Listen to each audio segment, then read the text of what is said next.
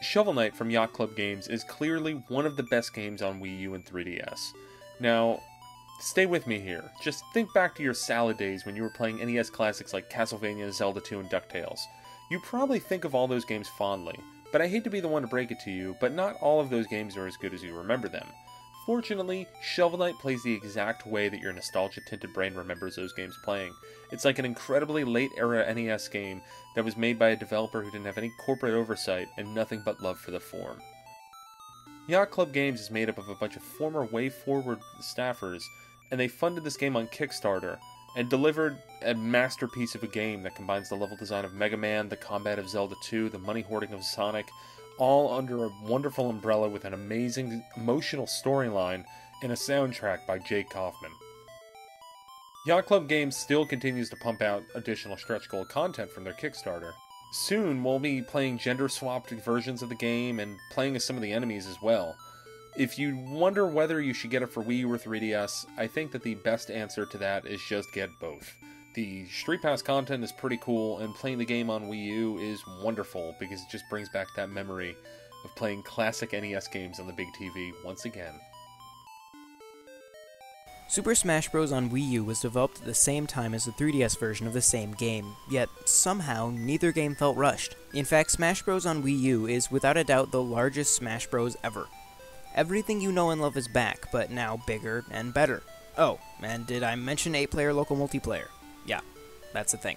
Perhaps the greatest feature of all is an actually functional online multiplayer mode. Assuming you're working with a decent internet connection, you can finally bring this great multiplayer experience beyond the reach of the couch. Finally, this iteration of Super Smash Bros. Features a fantastic character lineup. The classic characters have all been rebalanced lovingly. The new characters are some of the most interesting additions to the series we've ever seen. Characters like Sheik and Zero Suit Samus have been given their own place on the roster and fleshed out as characters. New competitors like Little Mac, Villager, and Shulk each feel completely unlike any other character in the game and are an absolute joy to learn. Super Smash Bros. For Wii U makes a very strong case for being the best Smash in history. Sometimes bigger is better, and this is the biggest Smash yet. Retro Studios proved it could take the feel of Rare's Donkey Kong Country games and put it into a polished, modern gaming experience with Donkey Kong Country Returns. In 2014, Retro has delivered Nintendo's tie-wearing ape into HD while creating one of the best 2D platformers seen since Super Mario World. Tropical Freeze takes advantage of the Wii U's power by creating one of the best looking and sounding experiences on the platform. The textures are detailed and interesting while creating a bright and fun atmosphere. The soundtrack is dynamic and places the player into the game's environment. The difficulty of Tropical Freeze is a welcome breath of fresh air. Tropical Freeze's use of forward momentum requires the player to become a master at quickly reacting to the game. The variety of gameplay experiences, underwater levels, barrels, minecarts, and rocket barrels keeps the game interesting and helps build upon the game's challenge. A major aspect of what makes Tropical Freeze such an outstanding game is the challenging and multi-layered boss battles. Tropical Freeze avoids Nintendo's typical 3 bops on the head boss fight formula, making the boss levels some of the most challenging levels in the game. Donkey Kong Country Tropical Freeze is not only the best 2D platformer on the console, it offers some of the best presentations seen yet on the Wii U hardware. The quality of this game will cause it to stand out over time, which is why we see Donkey Kong Country Tropical Freeze as one of the top games of 2014. If you like the original Theatrhythm Final Fantasy, then you will absolutely adore Theatrhythm Final Fantasy Curtain Call if you haven't checked it out yet. It's one of our favorite games of 2014, and it does that by just taking everything from the superb original game and makes it even better. If you want more songs, this one has more than 200. If you want a better story mode, this time, instead of this weird thing where you play 2 songs, now you just go on quests where you have branching paths and you play every single song in the huge library. There's even a versus mode that has Guitar Hero-esque attack powers, and you can play that online, you can play it locally, you can even play it against the computer. There's also far more Final Fantasy characters to unlock, and a whole lot of DLC that's potentially more getting added as we go on. This game is really amazing, and if you haven't checked it out, I highly recommend it. If not, well, there's always Theatrhythm Dragon Quest. There's only so much you can say about Tomodachi Life, the weird Nintendo 3DS game that finally made it to America in 2014.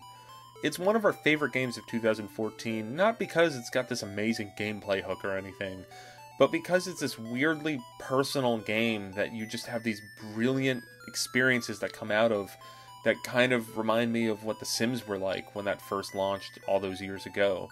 But the best thing about this is that it takes Miis and it makes them more than just an avatar. These are breathing, to an extent, characters in a world, and you get to see them interact. You have a Mii based off of you who then marries a character. They have a child. And the end credits of the game roll after you see that child grow up. And then you see a baby book that's just weirdly heartwarming. And it's something that you don't really get in any other game.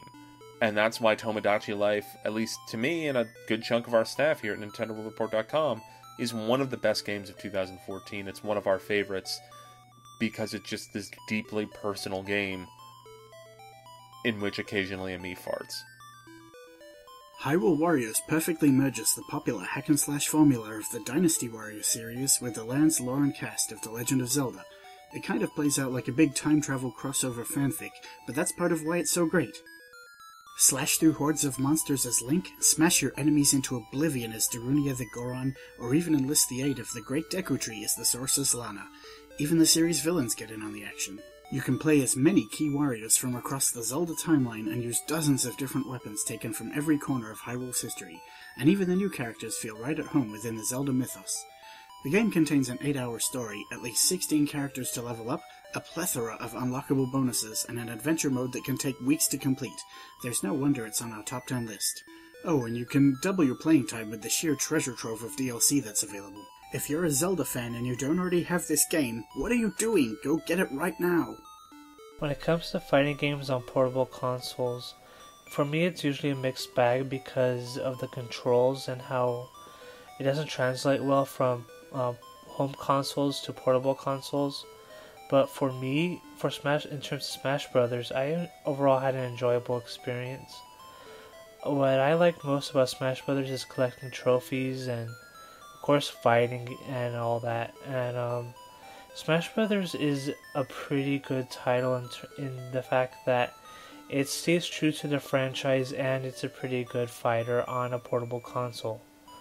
What I enjoy the most about the game just is the overall experience of getting to relive all these fun Nintendo moments from the 80s, 90s to today. And overall, I had an enjoyable experience with the game. I still play it today, and it's probably one of the best fighting games on the 3DS, and I highly recommend it, and overall it's one of my favorite games of the year. When Platinum released the first Bayonetta back in 2010, no one would have expected the sequel to be a Nintendo exclusive. Despite the jarring juxtaposition of Mario and a sexually charged beat-em-up, Bayonetta 2's tight gameplay managed to fit right in with Nintendo. The game takes our heroic witch through Earth, Purgatory, Hell, and Heaven in an incredible over-the-top adventure. The gameplay improves on the original in every conceivable way. Combat has not only become faster but also much more responsive. This allows for the game to be extremely chaotic without being too confusing. Most of the combat is based around very specific timing. A dodge timed at the perfect moment will impose witch time. This puts the world around you into slow motion, giving you plenty of time to execute more complex combos and cause massive amounts of damage. Weapons can be attached to both Bayonetta's feet and hands, and saved to 2 different presets. This combined with a strict scoring system gives the game a huge amount of replay value, and the occasional mech and aerial missions break up the style of combat nicely. The word epic really doesn't do this game justice. From fighting angels atop a fighter jet to giant battling demons within the depths of hell, Bayonetta 2's scope cannot be overstated.